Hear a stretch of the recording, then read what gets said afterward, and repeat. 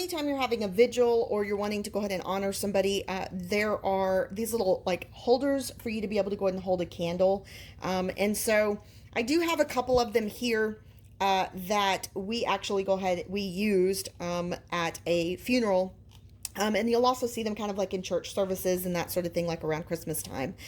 These are really great because you can actually just hold them kind of down here, and they will allow for the candle to go ahead and burn, and then for the candle wax to be able to fall into this little piece of foil. These are actually fairly sturdy. You can see it has like a very thick edge all the way around here, so it doesn't bend very easily. And then as I'm holding it here at the bottom, it's perfect. A perfect size to be able to go ahead and protect your hand. So if you don't want the candle to fall out whatsoever, just put like a dab of hot glue before you put your candle in. And then of course you can go ahead and hold it and light it and then burn it for whatever it is that you're needing to go ahead and use it.